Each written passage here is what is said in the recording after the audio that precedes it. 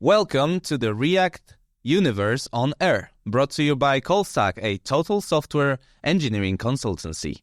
My name is Jakub, and today I will be your host of this coffee talk, in which we will talk about everything 3D rendering, also in React, also in React Native and beyond. And to do that, of course, I will not be here alone. I have amazing guests again. This is my pleasure to introduce to you. Maybe, you know what? Let's start from the outside, not from Callstack. So we got Chris and we got Cody. Chris, why don't you go first? Please introduce yourself. Sure. My name's Chris Baumgartner. I'm a maintainer at Poimandres, which is an open source dev collective, making a lot of popular React libraries. You probably know React 3 Fiber is the one we'll probably talk the most about. You might have heard about Zustand, Jotai, Valtio, React Spring, etc. And we have a bunch of new game and real-time app-oriented stuff coming out. That's the quick plug for Poimandres. I've been doing that for, I don't know. I don't want to count the years, but at least since the pandemic. And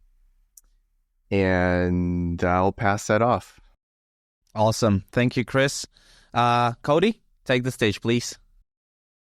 Yeah, so I help around the real-time 3D in the web ecosystem, largely Poimandres, also Three.js. And I've been more involved in research and more on the performance and mobile side of things, mobile VR, which we're seeing more in Three.js. And recently we've bolstered our integrations in Poimandres, like with React 3 XR. We've helped considerably with React and React 3 Fiber as well. Maybe part of the reason why it's delayed a little bit, but big improvements nonetheless. Yeah, it's a fun story. Awesome. I think we can get there. I don't mind listening to any of your stories, guys. So, feel free to be the storytellers of this episode. And I got one more special guest with me. He was with me already in one episode where we slightly touched on the 3D in React and React Native. But today he's here to drop some more stuff. Mariusz, why don't you introduce yourself again to our audience? Hey, everybody. It's me, Mario. 2 years ago, I joined Callstack. I've become a React Native developer. And before that, I was both an engine and a graphics programmer working for a AAA game studio. Exactly. Don't forget what triple is that, right? Nice. I'm really happy because this episode, I don't feel expert at all, but I feel like I have such a great companions here that literally my job here will be just to point at what I want to listen about right now, and you guys take the stage. Let's see if this is going to turn out this way.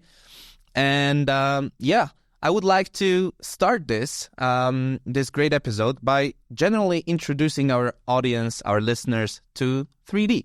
In general, what it is, why does it even matter? Why should we talk about 3D? Because I feel like 3D is so common right now in our lives that we just don't think about it. I mean, we as people who don't build this stuff usually. So it's interesting to see your point of views, guys. So Cody, why don't you start? So why do you think 3D is important? Why do you care about it? And why would you like our audience to care? Well, there are more applications for 3D-driven design. Will it be, of course, the usual suspects of games? We're seeing more in e-commerce, 3D interactive websites, or some more immersive applications like AR, just where the lines are blurring now with more use on mobile than standalone headsets. Same with visuals for data sets or weather assisted workflows. I'm working on hardware right now, and that's essential to hardware design, as is the 2D design there, and there needs to be interplay. So 3D and 2D need to be seamless. That's true, especially when we have, for example, me as a basic user, I want to say in games as well. You mentioned games, but I feel like for most of our audience, games is like the go-to 3D environment, right? This is where I play. I got my 3D models. I got my 3D environment. And it's interesting because you said it's more and more seamless between 3D and 2D. And the fun fact is that the 3D that we see on screens is just 2D, but like styled in a way that we can perceive it as 3D. So, there's a pun intended, but not completely. All right. Thank you, Cody. Guys, Mario or Chris, do you have any other takes on why do you think this topic is important? Well, this is something that we've been talking about with Meta also recently. Their priorities are shifting more towards 3D, and React has become something that, we've been championing for 3D for a while, and it's becoming more of a topic inside of Meta itself. So we had a conversation with the Meta Quest team, and they're like, we want more people to make apps for the Quest. And the reason people use it right now is for video games, right? By and large. Yeah. And so that, can you make video games with React? And it's like, yeah. And we're working towards that to like be more robust, but counter offer, what if people just made apps for the Quest and just used everyday apps on the Quest?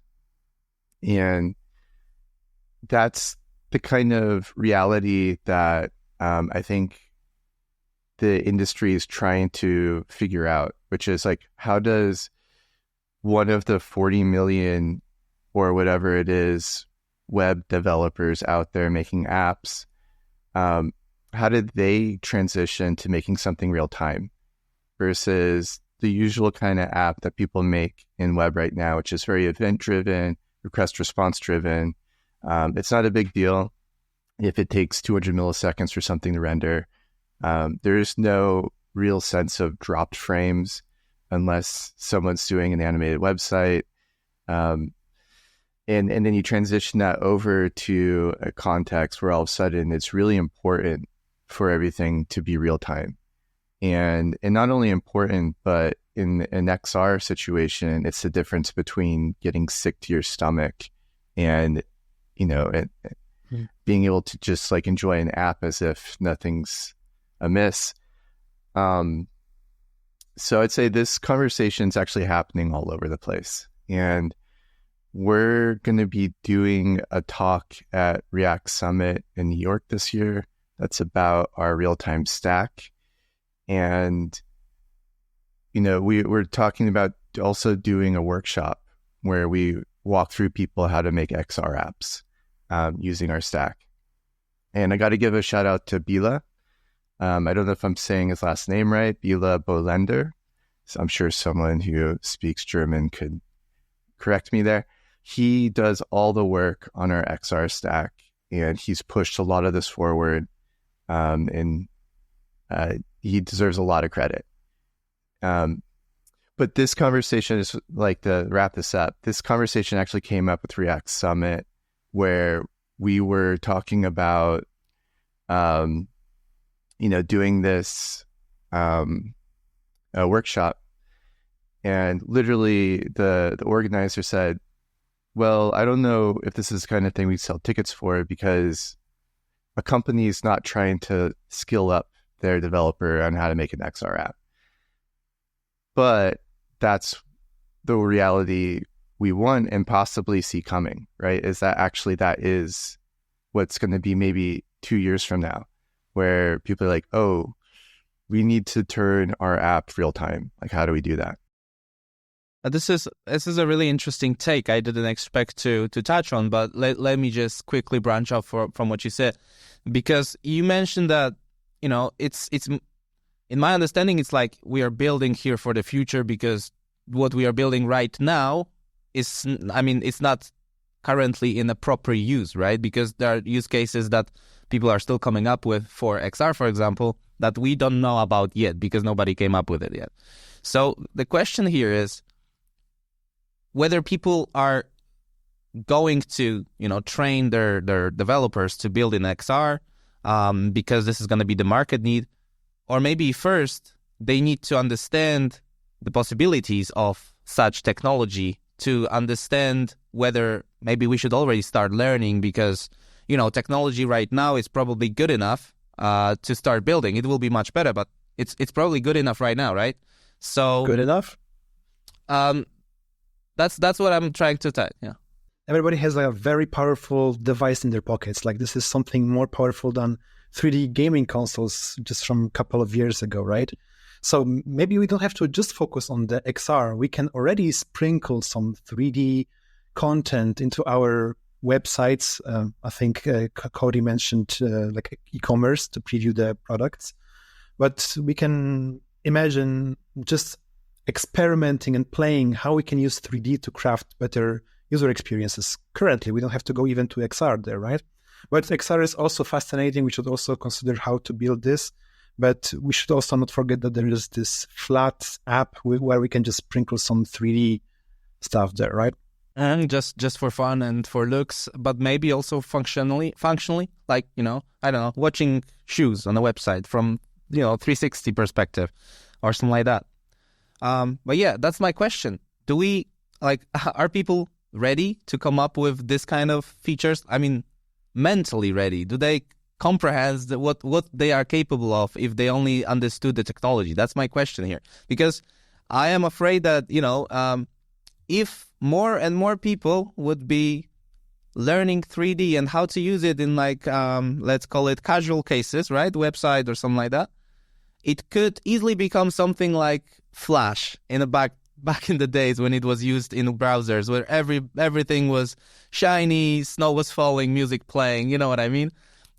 So are we already there? Like, did we already pass this moment in 3D usage in common cases, or is it still coming? What do you guys think? Well, I'll tell you why it won't happen like that. And I think Cody might tell you why it will. Awesome. Go on. Yeah, go ahead, Cody. Well, I have reasonable confidence that WebGL and WebGPU won't go the way of Flash. In Ken Russell's words, they won't augment either. They're here to stay. See some comments, and your apps will keep working. WebGL will keep working indefinitely. And there is a need for expertise, not just in the graphics and the platform itself, but also with these devices, especially more power or thermal constrained devices. It rewards you for building something which is pleasant or at least scalable on those machines, not just strict performance, like we usually measure in frames, but also sustained performance, performance under load, under the thermal envelope of the machines, and whether it be XR or handheld, over extended use, power efficiency is a premium there. And so you're competing not just for time, like actually in the app, but also especially in multitasking machines, which I would consider XR to be, to actually be, because to stay used and relevant, because you all know what a heavy app feels like. And it's not so pleasant, and it will kill your machine very quickly. But the tools for just, I want to create something in 3D, I want to throw something at the wall, is there and has been there. Three.js namely has been a great entryway into 3D, especially real time. And it's kept up. We've had WebGL 2 for almost 5 years. And that, I think, is a great place to start and still work from if you're looking at real time graphics, whether that just be 2D, whether that be 3D for your website, for your game. I don't think there's much of a worry on the graphic side, and certainly when we have more on the platform, namely WebGPU or other fun toys, this will look a lot more like native. where we actually have native players, Unreal being a big stakeholder there. And of course, that will only open it up to more people, make it a lot more accessible to have a proper native engine on, not just Godot or Bevy. Mm-hmm. Okay, interesting take. Chris, you mentioned that you have a different point of view on that. Well, actually, I think I end up agreeing with Cody mostly. We're not going to see huge multimedia Flash-like websites just because the devices and the way that we experience these things are so different now. You're not sitting down at a computer trying to get a glimpse of some multimedia experience. We have multimedia experiences constantly. We're deluged with them. They're exhausting. Yeah. And, I don't think there's going to be a moment where your website turns into like a Instagram feed of media experiences. But also there's just the consideration of like the sustained performance, like you're just trying to book a plane flight. Like, does it need to drain the batteries on your phone? This was the big fight iOS had in the beginning with Flash, like at all. And at the same time, it's just like it takes a lot of bandwidth to like download a lot of media. And there's a lot of work to make 3D assets and multimedia assets quicker to download, quicker to get the first paint, right? Just the same way people have been optimizing traditional websites forever. Yeah. But I think like what we want to see is that there are ideas that you cannot express in 2D. Like there are thoughts, there are experiences that cannot be shown without 3 dimensions. And we have a good idea of that because the amount of gamers in the world is enormous. It is the largest industry by far, and it continues to grow. Steam's rate of growth, not even just the amount of users, but the rate of the growth of users has sustained. And it's like they're up to like 30 million concurrent users or something now. It's insane. When you factor in that mobile users are gamers, you have an even larger percentage of people who play real-time interactive experiences and so on. So I just want to echo what Cody was saying, that what we're really gaining is being able to make our web experience like a native experience.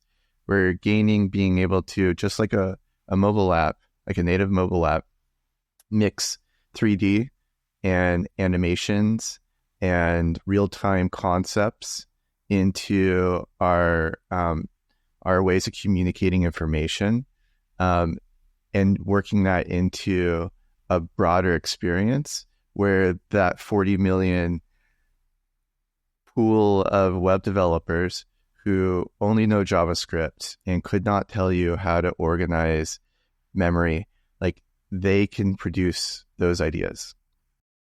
Chris, a question for you, Chris, then.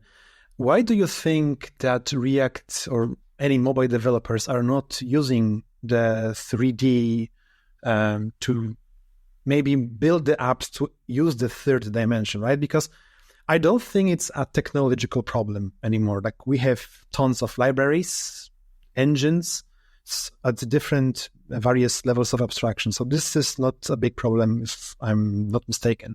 And moreover, the learning curve has been smoothing out over the years, right? You don't need to know about radians, the BXDFs, solid angles or stabilized CSMs to start developing realistically looking apps. So, by the way, the CSM is like a cascade shadow mapping. So what might be the real reason people are not using it today? Like we have, I think, everything there, right, for them. Yeah. So my experience is not really in mobile apps per se.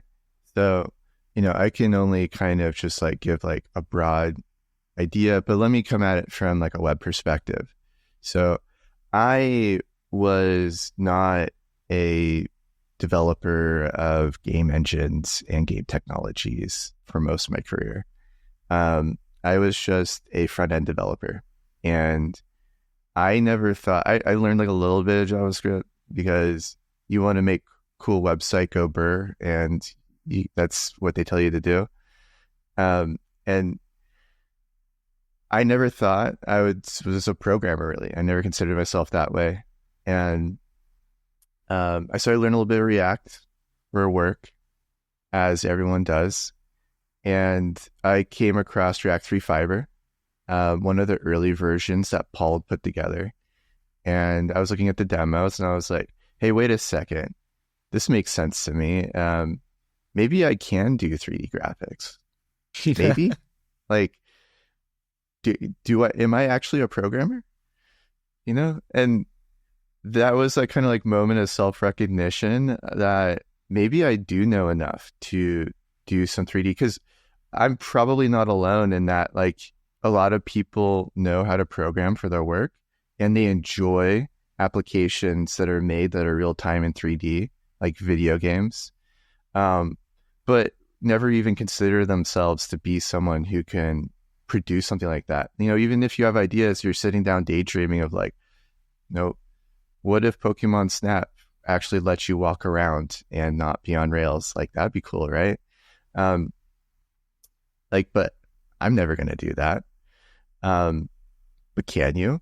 And the first idea you have is, let's go learn a game engine. And it's like, oh my God, I got to go back to school.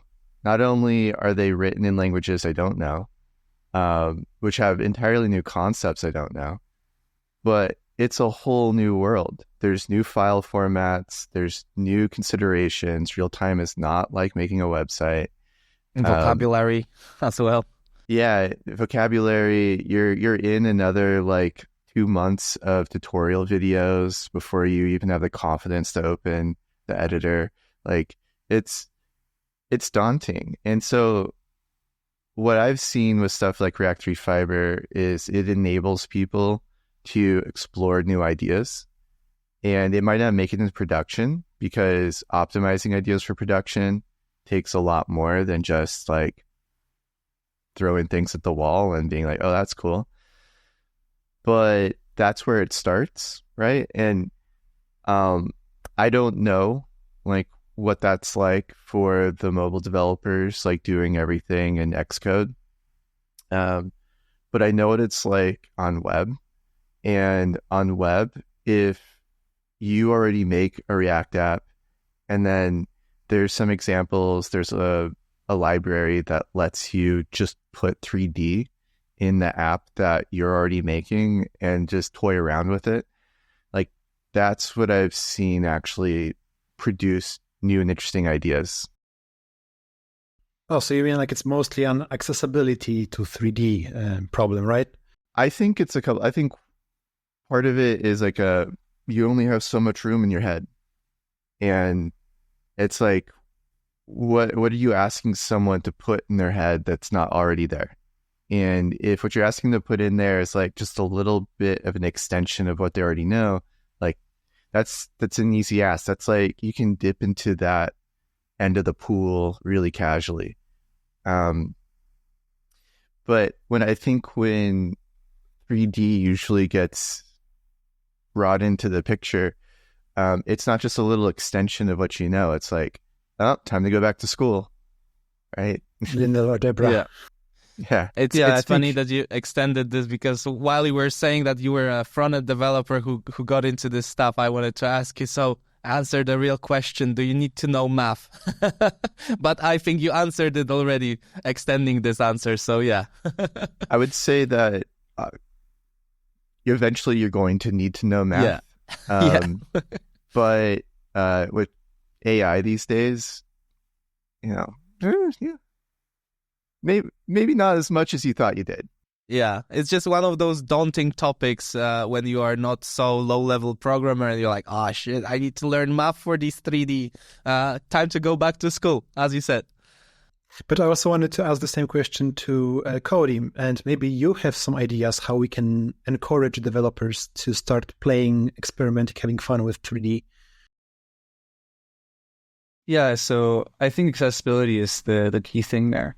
And that's going to start with some experimentation. It was Chris did in that fateful day, or days. I don't know how long it's been. It was for you at least. But it's not like these things aren't being used. They're very hard to use, and so they come at a premium where you're paying not just for the expertise, but that sort of asymmetry in knowledge and as a whole. Because if it's more accessible, is it really as valuable for wherever they charge? And that's sort of fallen with the platforms maturing and seeing more eyes. They get more accessible as they mature. A lot of work in recent times in education on tying things together just from an API or sort of package perspective. For example, for XR, as we've seen for the general industry with Three.js and these other engines also coming. Not that engines are the most successful way to start, but it's more options. More options are good. And I think my suggestion there is the same with math, because I remind people it is not possible to intuit all of math all at once. So please do not paralyze yourself. And it's the same with, I want to try something new. Like especially great if you have a teacher or reference, but you do need to get your hands dirty. And I can start with, if there are examples, great. Play with them, change them, see how they react. You don't need to know how they work. It would certainly help if you had some intuition going in, but you can learn through experimentation. I think that's the best way, if not necessary to learn. Is there's a great amount of power in the knowledge itself. You need to intuit or put that into practical means somehow, and that means actually doing the work, experimenting, not just sitting in the theory crafting, because you will relearn things by doing it. It's a bit different when you have in your head, and so you'll keep relearning. And of course, as things evolve, hopefully they'll get easier, or they may not get easier necessarily, but you'll get better. You'll get more familiar how to navigate otherwise unfamiliar or difficult things. And 3D is no different. Math is no different. You'll see more connections as you apply them. Whether it's simply 3D to the other domains, just your normal web dev or UI work. I've certainly seen a lot from just the macro lens of how do I build like a real-time 3D application? How do I tie that into the UI? There's a lot that is similar and equally so different. But you can draw the same lessons and observations even in their respective domains. So there's a lot of sharing you can make, and you only get that with familiarity. So we can blame everything on the math. I don't know. I think people have a little too much confidence in this is going to substitute experience. It doesn't. It gives you a logical understanding of how things should work. You can draw connections a lot better than brute forcing it, but you still need to do the work. You still need to experience it because it is different. Yeah. It's only a description, or really, is how I put it. Indeed. I don't think people should get scared off by math. Paul Henschel, who started the Poimandres Dev Collective, started React Fiber and so on. I don't think you mind me saying he's terrible at math. Absolute garbage at it. And half the reason he creates these things is like these abstractions is because he doesn't want to look at the math ever again. Right. Okay. And I think it's totally fine, especially with the community, to fumble through some math and show people like what you're trying to accomplish and then get help. Part of what makes it nice being an open source project and being community driven is that you don't have to know everything. And oftentimes well, let's say not oftentimes, you never know everything. You're never going to have the right answer all the time. And I'm pointing at me. Perfection is the enemy, right? And so it's like, what I want is more of that Paul energy out there. I want people who are like, I'm not concerned about if this rotation's correct. I just want the thing. I want the idea out of my head. I want it out on the screen, and I want to share it with people. Nice. So I could put it like in a tip for life of the day. If you want to learn, get dirty, you get your hands dirty and have a pole mindset. So this way you can avoid all the scary things and you can start actually learning and building stuff. Yeah. Well, a good example of this, we have this library called UI Kit, which lets you basically write 3D interfaces using React, right? Like you would usually write divs, forms, URLs. So basically turning something like a website, a flat document, into something that's represented in 3D space, so that it can float out there. You can click on it, you can distort it, whatever you want to do with it.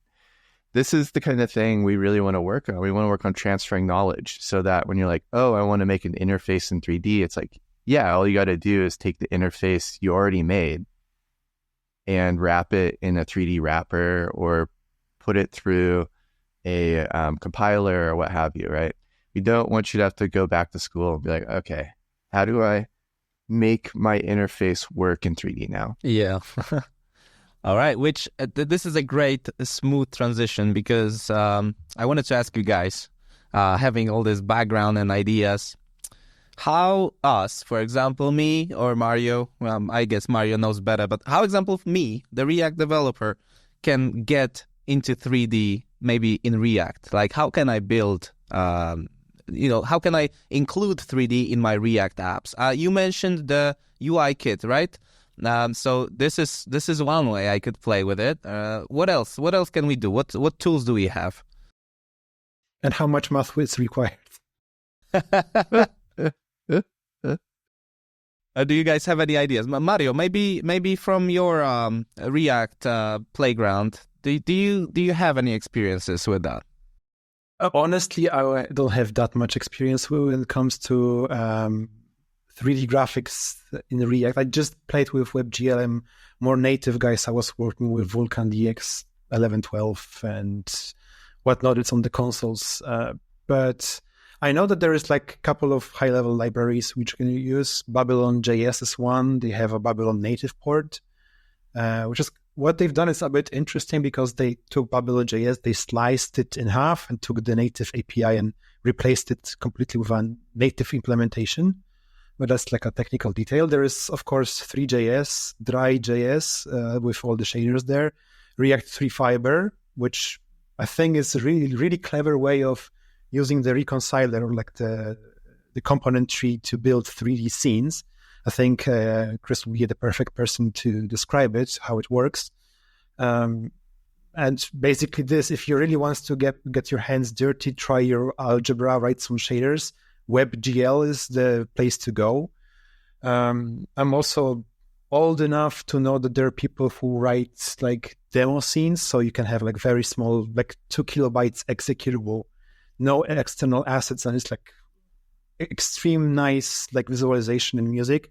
And there's this I forgot the website, but you can basically craft shader. Yeah, you can basically craft your own shaders, different rendering techniques, ray marching or whatnot.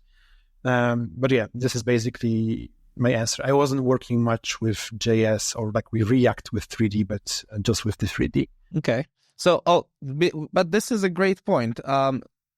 So as a React developer, you were asking like, why don't we include more 3D into websites or apps? You see, for example, for me, this is an issue. Like, what should I choose? Like, what is good for my case? You know, it feels like it requires a lot of effort to just get to know what it does so I can understand and then pick and choose. But it's already a little bit overwhelming when you think about all the new world that Cody described. That, for example, the vocabulary, the new ideas, the scene, idea behind scene and stuff like that. So I think this is one of the issues as well. It's not very structured in a way right now. It's maybe too much freedom as a developer. You know what I mean? Yes, but I also think there's a bit different issue. I don't think people really thought well about putting 3D into React apps. We just have 2D because this is what others doing. I think it may be relevant. Casey Muratori, one of game developers, made a great analogy that when you're going into the unknowns, let's say territory or whatever, then you need scouters trying or getting into multiple directions, right? You cannot plan in a reliable way in such a setting because you cannot plan around unknown, right? Yeah. So maybe that's why we need a couple of brave adventurers that will carve the paths for others to follow. Maybe this is the issue. Nice. That sounds really, really lovely. I think what I would suggest, of course, there's React 3 Fiber. We work on this. We can only recommend it. In the future, there'll be React Pixie. Sort of been tutoring them with our lessons from React 3 Fiber. Exactly the same reconciler in the same way, using our learnings from the last couple of years of React, so back and forth. But start with an example. Is there something that sticks out to you? Try it. Play it around with it, break it. You can put that in your own app even. React 3 Fiber, it's a canvas. Pixie, it's application or whatever we're calling it. And that sits in an existing app. You can put it in real demos or lots of demos, believing that lots of demos. And just go through. If you want to build something, you of course can start there. And if you have knowledge of Three.js or you're familiar with React and or Three.js, it's a perfect good words, either expertise, but you don't have to know both to get your hands dirty, but I would recommend at least React or Three. If you don't know both, let's learn one at a time. React and Three are fairly complex on their own. I think React 3 Fiber makes this a bit easier with how the examples ecosystem are structured. You sort of lean on, okay, I'll use this for host processing or for my asset pipeline. Or this example does something, this seems to work. And go from there. Again, same with Pixie and with Babylon. I know there's a React Babylon. I don't know how. I'm not active in it, so I don't know if these are maintained also for native, but it's out there. Yeah, if you go to our docs, React 3 Fiber docs, there's a whole examples page that has over 100 examples with live code sandbox that you can open up and edit immediately. That's how I learned about this. That's how everyone else learns about it. I think if you're interested in doing 3D at all as a React developer, just start there. Scroll through it, click on the thumbnail. It looks cool. See how it's made. It'll probably look more familiar than you think. Yeah. I'm just playing with it right now. This is really cool. See, that's what I'm saying. Yeah. And you're probably wondering, I didn't know I could do this with React. You know what? Nowadays, I believe in everything with React, to be honest. But yeah. And it's even better, as like Chris said, it's interactive. So you can just start plugging your own values and see how it moves. You build intuition, and this is how it works.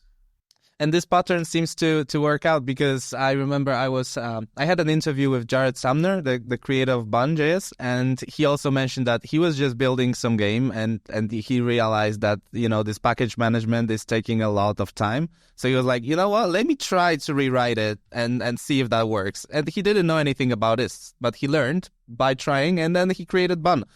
So, who knows, guys? If you start playing with React and 3D, maybe you will come up with something new. And you'll get fame and money and everything.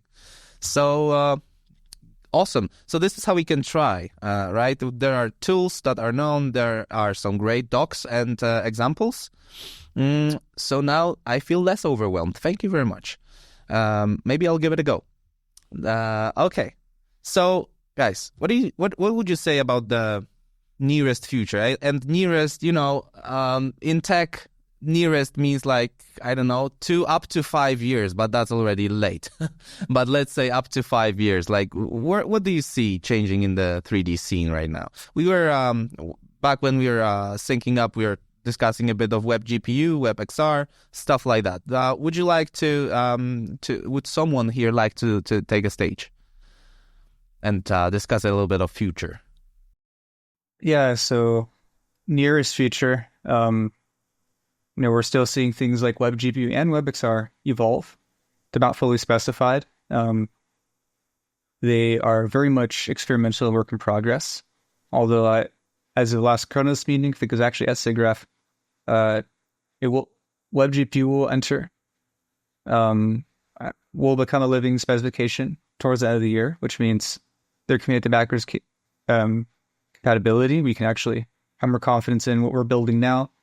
On top of it, whether it be integration into libraries like Three.js, or just general tooling, because we need a lot of tooling, will continue to work, and we can continue to iterate, and future improvements will be building on top of that rather than a full rewrite.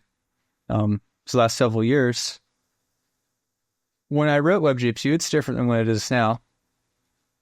And then the next update and the next update. And so that gives us more confidence to actually build a production platform for it. WebXR in the same way. There's actually no way to use WebGPU WebXR. Brandon Jones actually started prototyping that recently. I don't know from the last week, but at least Chrome announced its intent to prototype. That means they're going to start working on specification. Maybe we'll be involved somehow on the native side, because it's easier to work outside the browser there rather than me build Chrome from source and try. And with WebGL, we're actually still seeing improvements, extensions to bring it closer to WebGPU.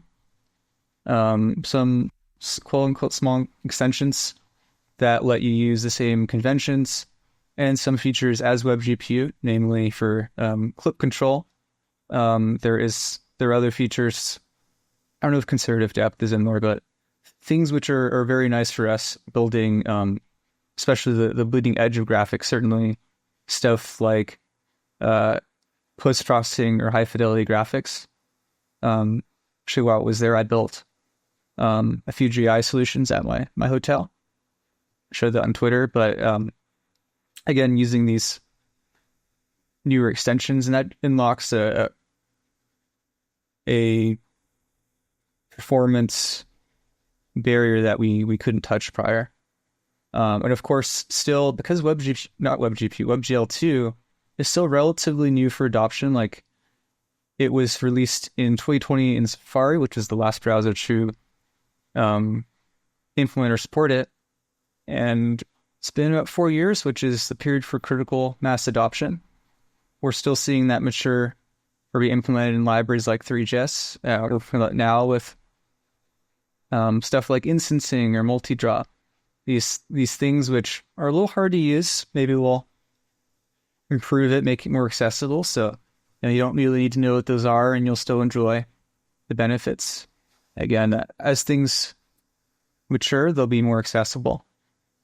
And as far as trends, I think we're just seeing more need for higher fidelity assets, whether that be purely author time with good use of normal maps, like very skilled artistry, or leaning more into the real-time or graphics side, where relying a lot more on lighting. Of course, dramatized by the good models. Things like shadows I'm seeing, even in 2D designs, some sort of trends I'm seeing, but big emphasis on indirect lighting, which is very hard. Requires more of your asset pipeline, I think. And if not, then really requires clever mixing in with real time. And of course, it's like these are not going to stop improving, and these will not go away unless we transition into 4D. Like, I wanted to just confirm that global illumination, like, is a really tough problem, even from mathematical standpoint. And basically, you have to invent very clever ways of cheating that looks realistically, basically. Because the amount of preprocessing and light transports, like those are technical details. If you really want to implement them, usually you would just wait for the graphics programmer to implement them. I just wanted to make a short comment about WebGPU because I'm feeling that a lot of people are getting excited about it, which is me included. But I'm sorry, I will be the first person to throw the stone and dampen the excitement. But WebGPU is not a silver bullet. Like small trivia. In my previous endeavors, when I was moving from DX11 to DX12, which is also like a lower level API, just like WebGPU is to WebGL, we experienced a huge slowdown. And I would expect the same thing when I would be moving something from OpenGL to Vulkan or from WebGL to WebGPU. Well, as the saying goes, with great power comes great responsibility, and lower level APIs are less forgiving. And using one usually puts way more responsibility on your shoulders, right? So my simple statement here is, if you're basically trying to beat the optimized high-level driver, like, I don't know if you agree with this, that this is not something that you just swap WebGL to WebGPU and problem solved, right? What do you think, guys? It's I don't think you should expect severe applications in migrating. I do think you should be designing for it if you want to utilize WebGPU fully. Because sure, you can port things over, but largely if your pixel shaders are expensive, you won't see much of a gain, if at all. Just sort of the sad reality, you need design for your new capabilities when given them. But I'd say right now, if you want to get involved with WebGPU, like, sure, get involved in the discourse. The course still maturing. If you know Three.js has a WebGPU implementation that's largely driving progress on WebGPU itself. You can get involved there. And of course, if you get your hands dirty, I highly recommend the types for it. There's in the, I don't know where it is, but there are types for WebGPU. Highly recommend it, even if you're not a fan of TypeScript, just because it is very, I don't want to say verbose, but very text-driven. It's very declarative.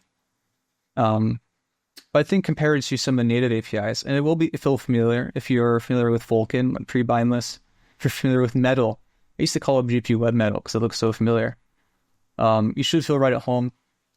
I think it's a bit more ergonomic than either of those APIs. I guess Metal, I'm personally more inclined to, because I've done more with Metal.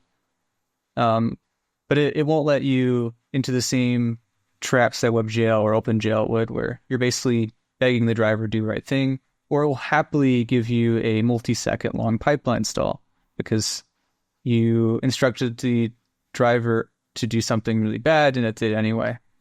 I think they've set people up into this to success immediately, and keep it that way. Almost frustratingly so, where so they're asking, "Hey, could you take the guardrails off?" In some places, like, I think I might know what I'm doing. But of course, as implementations mature, as the specification matures, you will see more competition with implementations, and you'll see more improvements for not just stability, which is the main thing right now, but also performance. I think we've largely been testing on Chrome, but also when Safari releases, I don't know when the timeline is for that, but it's in technical preview. It should have plenty of variety there. And I know Android support under Vulkan is still work in progress, as is iOS. But you should have a whole arsenal of devices to test out with WebGPU, which is, we've been waiting for a while for it to be anywhere. And now we can actually use the same devices we use for real apps, or existing apps, so to say. Yeah. But I don't think you should go in with such disappointment. But if you do find, I would expect issues now adopting it. Not fault of the specification or implementations, or at least strictly, just as they as they mature. And you'll see this with WebGL too as we add new features, especially in engines. As I found at my hotel. I just wanted to clarify that usually what I mean is just the initial part, because even if you change the library to have a lower level access, your engine has to change upwards too, so you batch your draw calls. So like you need to make more optimization or your end, or like optimize state changes, all the other stuff, right? So usually what I would be afraid that the first port, you will have lower performance. I think I even saw Stack Overflow questions on this. I'm sorry, I think you wanted to say something else. No, that's fine. I mean, my suggestion is make it work, then make it fast. You will break things before to make it fast. I've yet to implement an engine start to finish without running into that issue, especially with APIs like WebGL, where there's global states, very easy to trip on yourself. You have to be very disciplined in how you give yourself any visibility, because the API does not do it for you. WebGPU is actually very nice at this. Even when they were changes in Chrome, they were like, here's something changed. Here's a validation warning. I think ergonomics-wise, it's pretty good. If not the best I've experienced. So that is the graphics programmer perspective on WebGPU. But I think WebGPU is actually useful for a lot of other things. I think what we find, so if you've ever used a web worker or used a library with a web worker, then you've probably had this situation where you need to do a lot of computation and you need to do it off the main thread so that it doesn't impact the user experience of using your web app. And we have this kind of limitation with JavaScript that it is a VM. It is a scripted language, so it's running on a virtual machine. Everything is compiled just in time. And these VMs are very, very good. There's been millions and millions, perhaps more, poured into them. Many smart people's brains wrung out like a towel, into this machine. And even so, you run into very basic limitations that become more apparent when you have real-time needs, where doing the same iteration in C++ will probably be 4 times faster at least versus running it in JavaScript. And this looks like a problem because you want every ounce of frame time, if you're doing something real time, that you can get on the CPU. But it turns out that there's something else that happens, which is that CPU power really isn't increasing. There's a whole topic here of will Intel even be around in 5 years? And GPU power, though, it is, right? So when you're looking at how do I get more performance, really you should be looking at what can I do with the GPU. It's more efficient in many cases, and it's a lot, and it's constantly increasing in efficiency and power, and it's in every device. And right now, as web app developers, most people don't include that in what they consider part of their programming profile, what's available to them to program for. So what I think WebGPU is doing and will do that is exciting for people who aren't even that interested in graphics itself. And if they are, they're probably just going to use something off the shelf like React 3 Fiber to get that done. It's going to allow you to offload very heavy computational processes to the GPU. Stuff that you might already be doing by sending something off to a server someplace, right? And then getting it back as a final result in a fetch. Now you might be able to just run that locally and save yourself that money. And this is already happening with AI, right? I don't know if you can know this, but before people even had the word AI in their back pocket, we were running machine learning algorithms on the web. And they were using WebGL, but now with WebGPU, it's a lot more efficient. It's a lot quicker to do that. And these are the kinds of things that I think are going to become very important to web developers, especially React developers. If you want to integrate local AI features, you're going to have to get familiar with how to use something like WebGPU. Mm-hmm. Staying in this area, you guys probably heard of it, but I've just found it yesterday because I'm not in the topic. WebGPT, the library. Is it the library? I think it is a library that allows you to compute, like run GPT model on the browser, on your local environment, which is kind of cool when I found about it. So this is yet another possible use of graphic engine, right? And I'm saying graphic engine because I don't want to stick to web GPU or any specific one, because that probably limits the possibilities. But that's yet another use case that maybe people are not realizing that it's even possible to do. Yeah, and I would encourage, instead of even calling it a graphics engine, because they're called like graphics backends, but the whole like G in like the GPU, we're starting to really redefine that itself, right? It's less like a graphics processing unit. It's more like a massively parallel processing unit. And anything you do that benefits from parallelized calculations, you want to put on the GPU. So how is Unreal 5 managing to do more and more amazing live simulations? It's not because they're making better use of the CPU. Their use of the CPU is atrocious, and it's notoriously atrocious, based off of limitations of video game consoles. It is actually because they're making better and better use of the GPU.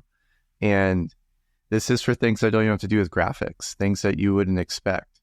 And so I foresee a future in web being that the libraries you get, even for things like doing audio, might just be utilizing your GPU and you don't realize it.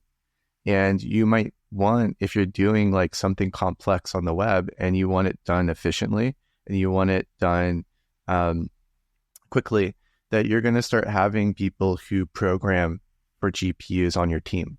Mm-hmm. Which is really interesting quote. We should, sorry, Mario, just wanted to say that this quote, that, this G is not really just for graphics, but you should think about it anytime you need to parallel computations. I think if this was mentioned to people while they were trying to discover what is GPU, what is graphics programming and stuff like that would clarify a lot. So I think you should put that up there so people can understand what GPU is capable of. It's not just graphics and nice pictures. Let's get that clear. Sorry, Mario, back to you. I just wanted to add that GPU was graphics processing unit at the beginning, because even the architecture had like fixed blocks of hardware for transform and lighting. Then we had added vertex and fragment or pixel shaders in hardware. But once the graphics cards were getting stronger and stronger, they had to notice basically that you usually underutilize one of them. Like if you have a lot of pixels to shade, you need more pixel processing processors than vertex shaders. The load might be different. So they finally created a unified shading core, basically, which it's a huge processor with streaming units, or CUDA cores, which has like multiple threads. So one instruction affects multiple data. There's like so many clever engineering to hide any type of latency to make it scalable that it's crazy. Like I see why CPUs are slow, even with their SIMDs. Usually the biggest slowdown in current CPUs is access to memory. So that's why the whole rise of data-oriented programming, where cache efficiency or data pattern usage is important. Just quickly, make a program that goes through an array, two-dimensional array, summit or something, rows versus columns. You're touching the same amount of memory in both cases, but one of them is going to be faster. And even worse is if you randomize the access. It's completely trashing the CPU cache. This is the slowest program. All you do is change how the memory access is being performed. Okay, end of trivia. That was really interesting. That was really interesting. There's an interesting story there with GPUs, NVIDIA, just the term GPU, but sort of a leap from these fixed functions for how you should make something on the GPU to scriptable shaders, and now we're even seeing more specialization with tensor cores or neural cores, where we're calling that. A lot of work still to specify that. It also put in our hands for the web, seeing specifications like web neural networks using those tensor cores. They can be faster, they often are, but more importantly are more power efficient. Very relevant for your phones, which should have this hardware. I don't know what the latest devices have, but I know as early as I have somewhere a Pixel, and that of course being what we're optimizing for now is the power efficiency. And of course you can enjoy that on native today. You have to wait for us in the browser to catch up, but also you can do that in software today with your GPU. Is GPU, GPUs, things other than graphics. We'll shoehorn it somehow. But WebGPU importantly has compute shaders, which go from full fixed function, I'm shading an image, to I am computing using the power of the GPU. I have complete control over what memory goes where. I can even access memory while computing, while in parallel. Not just about cache efficiency, but utilization of shared memory. And you can see I've measured anywhere from 5 to 10 times improvements in the same algorithms without shared memory. That's really tricky to utilize, but it certainly pays off. And that in the world of mobile, where these fixed functions have to be given a lot of memory, or they are very cache inefficient, rasterizing on a mobile device actually blows up the GPU cache. It's really bad. So often you'll try to do things all together, all at the same time, as little as possible. Really difficult to do. You have a lot more control. You can do things in parallel with your shading work for things other than unrelated to graphics. Like TensorFlow being another example of machine learning where they have a kernel that uses compute. And that gives you a lot more headroom on these devices. And it certainly makes a lot more things possible, where things which were slow to do in pixel shaders, like very divergent workloads, are suddenly very feasible. They can terminate earlier. They utilize the GPU a lot better. So for graphics work, it is tremendous uplift.